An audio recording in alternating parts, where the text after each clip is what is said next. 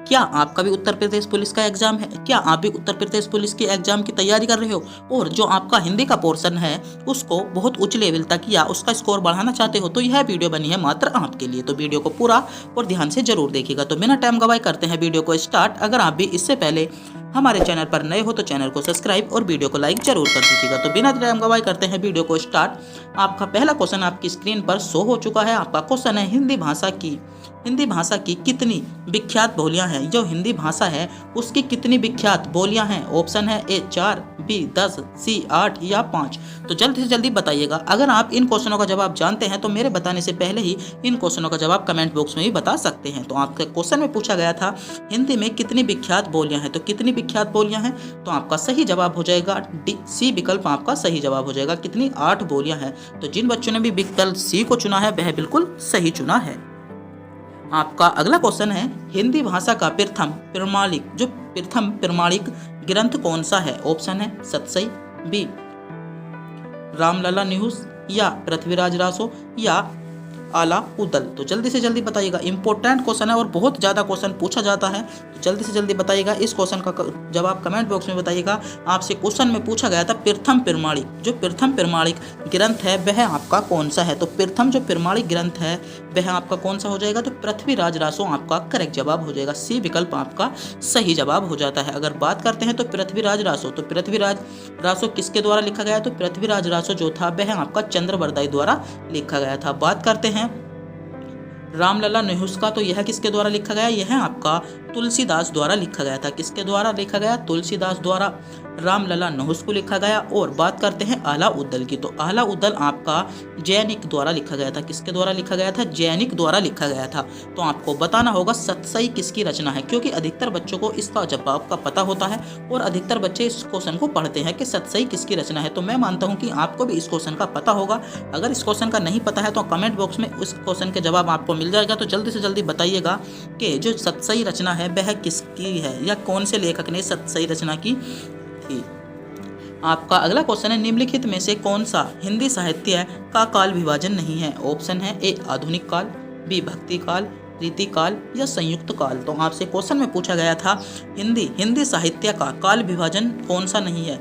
Option है आधुनिक काल सही है, भक्ति काल भी है और रीति काल भी है। तो कौन सा नहीं है? तो संयुक्त काल इसमें आपका सही जवाब हो जाता है। जो आपका हिंदी साहित्य का काल विभाजन है वह संयुक्त काल नहीं है। तो इसमें क्या हो जाएगा? डी विकल्प आपका बिल्कुल करेक्ट जवाब हो जाता है। तो एक बार फिर से बता दूं कि वीडियो को पूरा जरूर देखिएगा, क्योंकि अगर आप इस वीडियो को अंत तक देख लेते हो तो यह वीडियो आपके लिए बहुत ही हेल्पफुल होने वाली है। और चैनल पर नए हो तो चैनल को सब्सक्राइब जरूर कर लीजिएगा। आपका अगला क्वेश्चन है क्रियापरक व्याकरणिक कोटि चिन्हित कीजिए। ऑप्शन है एक कारक, बी लिंग, वचन या पक्ष। तो क्वेश्चन को ध्यान से पढ़िएगा और आप अपने विकल्प को चुनिएगा। तो जल्दी से जल्दी क्वेश्चन को ध्यान से पढ़िएगा और विकल्प को चुनिएगा। आपसे क्वेश्चन में पूछा गया है क्रियापरक जो व्याकरणिक कोटि है वह कौन सी है? तो उसका जो चिन्ह है वह कौन सा है? तो कौन सा है? तो कारक इसमें सही जवाब हो जाएगा। क्या? ए विकल्प कारक आपका बिल्कुल करेक्ट जवाब हो जाता है।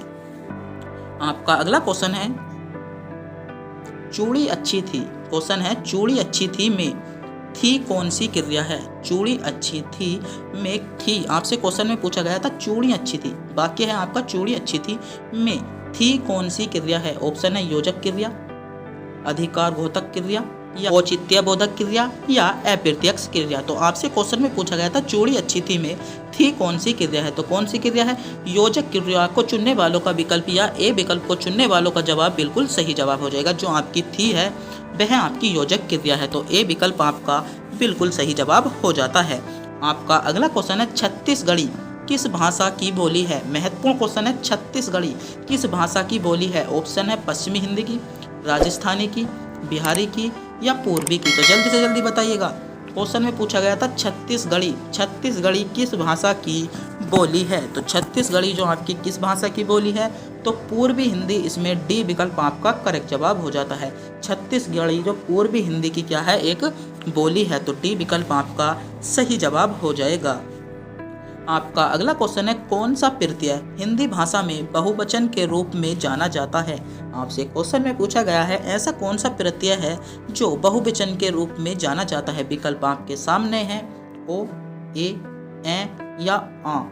तो आपसे क्वेश्चन में पूछा गया था कौन सा प्रत्यय है जो बहुवचन के रूप में जाना जाता है, तो कौन सा हो जाएगा? ए विकल्प आपका सही जवाब होगा। तो जिन बच्चों ने भी विकल्प ए यानी ओ को चुना है, ओ को चुना है, वह बिल्कुल सही चुना है। आपका अगला क्वेश्चन है मूल अकर्मक धातु के साथ प्रत्यय जोड़कर बनाई गई क्रिया धातु क्या कहलाती है? ऑप्शन है संयुक्त धातु, द्विकर्मक धातु, साधित संकर्मक धातु या समस्त धातु। तो क्या कहलाती है? जब हम मूल अकर्मक, जो मूल अकर्मक धातु होती है उसके साथ हम प्रत्यय को जोड़ देते हैं तो वह उसके द्वारा क्रिया, जो उसके द्वारा क्रिया धातु बनाई जाती है वह क्या कहलाती है? तो वह क्या कहलाती है? साधित सकर्मक धातु कहलाती है। तो सी विकल्प आपका बिल्कुल करेक्ट जवाब हो जाएगा। आपका अगला क्वेश्चन है, बहुत इंपॉर्टेंट क्वेश्चन है, जल्दी से जल्दी लाइनों को पढ़िएगा। आपका क्वेश्चन है सारंग ले सारंग चल कई सारंग की ओट, सारंग झीनो पकई के सारंग कई गई चोट। आपसे पूछा है उपयुक्त जो पद है उसमें कौन सा अलंकार विद्यमान है या कौन सा अलंकार उसमें विद्यमान है। ऑप्शन है उत्प्रेक्षा अलंकार, श्लेष अलंकार, यमक अलंकार या रूपक अलंकार। तो जल्दी से जल्दी बताइएगा कौन सा अलंकार है इसमें। तो इसमें कौन सा अलंकार हो जाता है? तो इसमें आपका सही जवाब हो जाता है यमक अलंकार।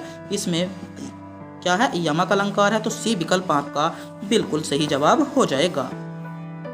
आपका अगला क्वेश्चन है जुगुत्सा का स्थायी भाव किस रस से संबंधित है? बहुत इंपॉर्टेंट क्वेश्चन है, इस क्वेश्चन को मैं 3 स्टार दूंगा। यह क्वेश्चन आपसे पूछा जा सकता है कि जुगुत्सा किस रस का स्थायी भाव है? ऑप्शन है करुण रस का, रौद्र रस का, विभत्स रस का या अद्भुत रस का। तो जल्दी से जल्दी बताइएगा जो जुगुत्सा किस रस का स्थायी भाव है? तो किस रस का स्थायी भाव है? जल्दी से जल्दी बताइएगा। तो बी भत्स रस, क्या सी विकल्प आपका सही जवाब होगा। तो जिन बच्चों ने भी विकल्प सी को चुना है वह बिल्कुल सही चुना है। तो एक बार मैं फिर से बता दूं, अगर आपने अभी तक हमारे चैनल को सब्सक्राइब नहीं किया है, चैनल को सब्सक्राइब कर लीजिएगा, जिससे हम यह जज कर सकते हैं कि इस वीडियो ने हमारे इतने सब्सक्राइब दिए और हम अधिक से अधिक अच्छी से अच्छी वीडियो बनाने की कोशिश करते हैं। तो चैनल को सब्सक्राइब जरूर कर लीजिएगा। आपका अगला क्वेश्चन है निम्नलिखित में से कौन सा छंद प्रकार नहीं है, या छंद का प्रकार निम्नलिखित में से कौन सा नहीं है? जल्दी से जल्दी बताइएगा। तो आपके विकल्प आपके सामने शो हो रहे हैं, आपने इस क्वेश्चन को जज कर लिया होगा। तो मैं मानता हूं कि सही विकल्प चुना होगा। तो ए विकल्प को चुनने वालों का सही जवाब हो जाएगा। आपसे क्वेश्चन में पूछा गया था छंद का प्रकार नहीं है, तो छंद का प्रकार कौन सा नहीं है? ए विकल्प आपका बिल्कुल करेक्ट जवाब हो जाता है। आपका अगला क्वेश्चन है और बहुत इंपॉर्टेंट क्वेश्चन है दीर्घ संधि, गुण संधि, वृद्धि संधि, यण संधि और अयादि संधि, संधि के मूल जो भेद हैं के अंतर्गत आते हैं या से निहित हैं। तो किस में है? ऑप्शन है व्यंजक संधि में, स्वर संधि में, विसर्ग संधि में या उपयुक्त में से कोई नहीं। तो आपसे क्वेश्चन में पूछा गया है दीर्घ संधि, गुण संधि, वृद्धि संधि, यण संधि और अयादि संधि किसके प्रमुख भाग हैं? कौन सी संधि के प्रमुख भाग हैं? तो कौन सी संधि के प्रमुख भाग हैं? तो आपका सही जवाब हो जाता है स्वर संधि के प्रमुख भाग हैं। किसके? स्वर संधि के प्रमुख भाग हैं। तो बी विकल्प में आपको स्वर संधि दी है, तो स्वर संधि यानी कि विकल्प बी आपका बिल्कुल करेक्ट जवाब हो जाएगा। आपका अगला क्वेश्चन है पदभ्रष्ट, पदभ्रष्ट का उपयुक्त समास चिन्हित है। आपसे क्वेश्चन में पूछा गया पदभ्रष्ट, पदभ्रष्ट में कौन सा समास है? ऑप्शन है अव्ययीभाव समास, द्वंद्व समास, तत्पुरुष समास या कर्मधारय समास। तो सही जवाब क्या हो जाएगा? आपका करेक्ट जवाब हो जाता है तत्पुरुष समास। तो जिन बच्चों ने भी तत्पुरुष समास को चुना था वह बिल्कुल सही चुना था। तो तत्पुरुष समास आपका सही जवाब हो जाएगा। आपका अगला क्वेश्चन है अष्टाध्यायी, अष्टाध्यायी का उपयुक्त समास चिन्हित कीजिए, या अष्टाध्यायी में कौन सा समास है? ऑप्शन है बहुव्रीहि समास, द्विगु समास, कर्मधारय समास या तत्पुरुष समास। तो अष्टाध्यायी में अष्टाध्यायी है, उसमें कौन सा समास है? तो जल्दी से जल्दी बताइएगा। तो आपका सही जवाब क्या हो जाएगा? द्विगु समास, विकल्प बी आपका सही जवाब हो जाएगा। तो जिन बच्चों ने भी द्विगु समास यानी विकल्प बी को चुना है वह बिल्कुल सही चुना है। तो इस वीडियो में हम इन क्वेश्चनों के डिटेल्स में जाकर नहीं बता सकते। अगर हम इन क्वेश्चनों की डिटेल्स में जाकर बताएंगे तो वीडियो आपकी बहुत ही लंबी हो जाएगी, जिसको आप नहीं देख पाओगे। लगभग जो 37 क्वेश्चनों की वीडियो है, हर प्रत्येक क्वेश्चन के बारे में बात करेंगे तो लगभग मान के चलो कि 50 से 60 मिनट की वीडियो बन जाएगी। तो वीडियो को थोड़ा सा छोटा करने के लिए थोड़ी सी जल्दी ही पढ़ाया जा रहा है। आपका अगला क्वेश्चन है सुमित्रा नंदन पंत को किस कृति पर ज्ञानपीठ पुरस्कार मिला? ऑप्शन बहुत महत्वपूर्ण क्वेश्चन है कि आपसे क्वेश्चन में पूछा गया था सुमित्रा नंदन पंत की ऐसी कौन सी कृति थी जिसमें उन्हें क्या ज्ञानपीठ पुरस्कार मिला था? तो कौन सी पुस्तक पर मिला था या कौन सी कृति पर मिला था? तो चिदम्बरा आपका सही जवाब हो जाएगा। तो डी विकल्प को चुनने वालों का जवाब बिल्कुल सही चुना है। तो जिन्होंने भी चिदम्बरा को चुना है या चिदम्बरा को चुना है वह बिल्कुल सही चुना है। आपका अगला क्वेश्चन है विषाद शब्द का विवर्तित जो रूप है वह क्या है? विवर्तित शब्द कौन सा है? जो विपरीत क्वेश्चन में पूछा गया है, जो विषाद आपका शब्द दिया है उसका जो विपरीत अर्थ वाला शब्द है वह कौन सा है? तो जल्दी से जल्दी बताइएगा कौन सा है। आपके ऑप्शन से दिए गए हैं, जल्दी से जल्दी बताइएगा। इस क्वेश्चन का जवाब कमेंट बॉक्स में बताइएगा, क्योंकि आप इन क्वेश्चनों का जवाब जानते हैं तो कमेंट बॉक्स में बता सकते हैं। तो जिन बच्चों ने भी विकल्प बी को चुना है वह बिल्कुल सही चुना है। तो विकल्प बी को चुनने वालों का जवाब बिल्कुल सही जवाब होगा। आपका अगला क्वेश्चन है ब्रज भाषा का विकास किस अपभ्रंश से हुआ? ऑप्शन है शौर शैली से, पेशावजी से, मागधी से या अर्घ मागधी से। तो क्वेश्चन में पूछा गया था कि ब्रज भाषा का जो विकास हुआ था वह अपभ्रंश के किस भाग से हुआ था? तो जल्दी से जल्दी बताइएगा किस भाग से हुआ था? तो शौर सैनी को चुनने वालों का जवाब बिल्कुल सही जवाब हो जाएगा। आपका अगला क्वेश्चन है उत्कर्ष एक कुशाग्र विद्यार्थी है, यहाँ पर कुशाग्र कौन सा विशेषण है? आपसे क्वेश्चन में पूछा गया है कुशाग्र जो है वह कौन सा विशेषण है? ऑप्शन है परिणाम बोधक, सार्वनामिक विशेषण, संख्यावाचक विशेषण या गुणवाचक विशेषण। तो क्या होगा? तो यहाँ पर जो उत्कर्ष की क्या बताई गई है? यहाँ पर उत्कर्ष का गुण बताया गया है। कैसा विद्यार्थी है? कि उत्कर्ष जो है एक जो कुशार्ग क्या है? कुशार्ग विद्यार्थी है। तो उत्सर्ग का क्या बताया गया है? यहाँ पर गुण बताया गया है। तो यहाँ पर कौन सा विशेषण हो जाएगा? गुणवाचक विशेषण। डी विकल्प आपका बिल्कुल सही जवाब हो जाता है। आपका अगला क्वेश्चन है इनमें से कौन भक्तिकालीन कवि नहीं है? आपसे क्वेश्चन में पूछा गया है कौन भक्तिकालीन कवि इनमें से कौन से नहीं है? ऑप्शन है ए बिहारी, बी सूरदास, कबीरदास या तुलसीदास। तो बताइएगा भक्तिकालीन कवि इनमें से कौन नहीं है? तो सही जवाब क्या हो जाएगा? बिहारी। ए विकल्प इसमें सही जवाब हो जाता है। तो हमने आपसे इस वीडियो में पहले एक क्वेश्चन पूछा था कि सतसई किसकी रचना है? सतसई जो रचना है वह किसकी है? तो किसकी है? तो इस क्वेश्चन का जवाब आपको मिल गया होगा, बिहारी जी की है। तो अगर आपने अभी तक इस क्वेश्चन का जवाब कमेंट बॉक्स में नहीं बताया था तो इस क्वेश्चन का जवाब आपको पता चल ही गया होगा।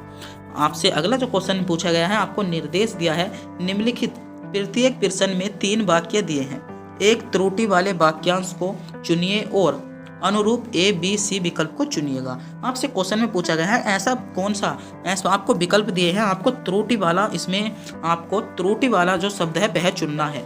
आपका ऑप्शन ए है रामचरितमानस भक्ति काल की सबसे श्रेष्ठतम रचना मानी जाती है, कोई भी त्रुटि नहीं है।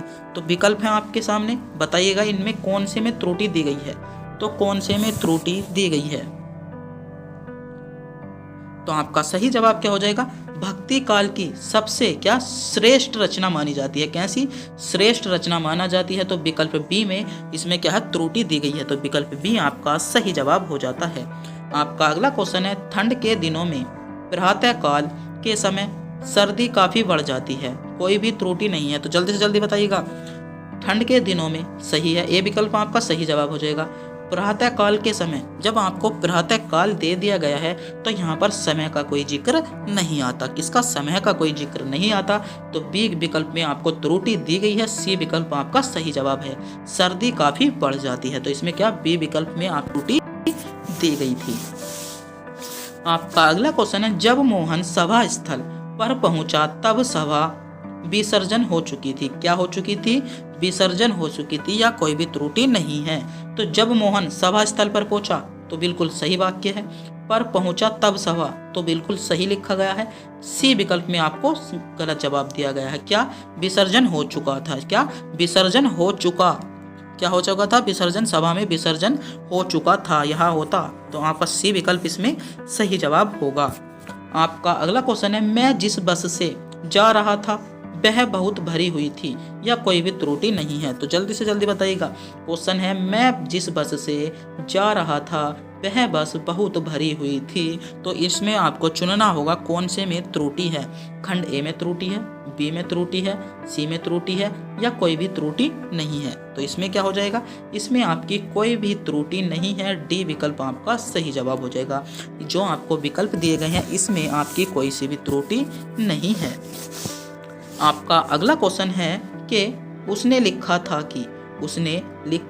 कि उसकी दुकान पर शुद्ध गाय का घी मिलता है। त्रुटि नहीं है। बताइएगा।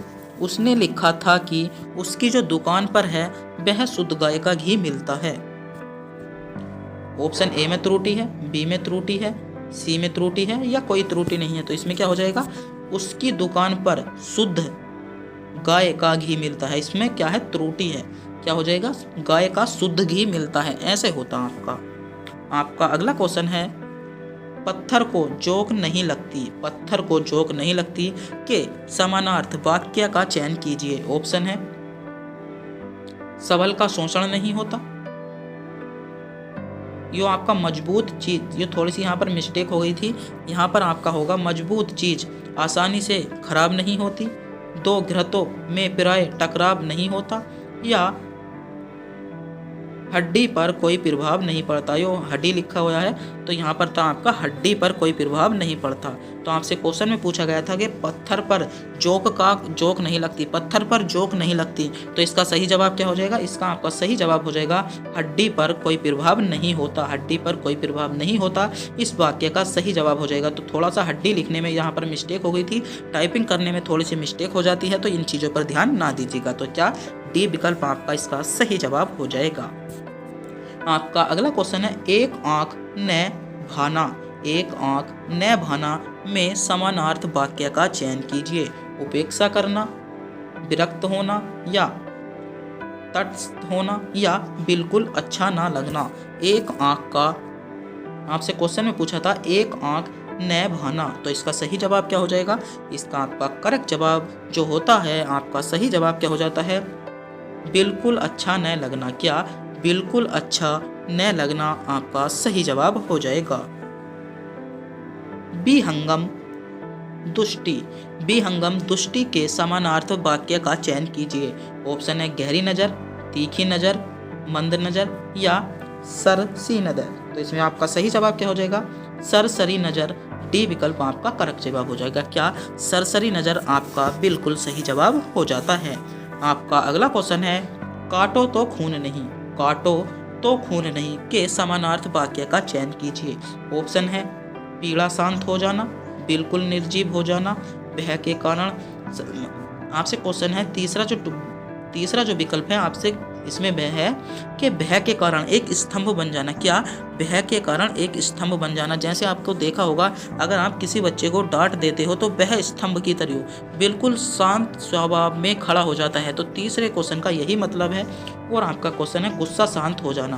तो आपसे क्वेश्चन में जो पूछा गया था कि काटो तो खून नहीं, तो इसका आपका सही जवाब क्या हो जाएगा, इसका आपका सही का जवाब हो जाता है भय के कारण। सी विकल्प वाला बिल्कुल सही जवाब होगा, भय के कारण स्तब्ध हो जाना। क्या एक स्तंभ के रूप में खड़ा हो जाना। तो सी विकल्प आपका बिल्कुल करेक्ट जवाब हो जाता है।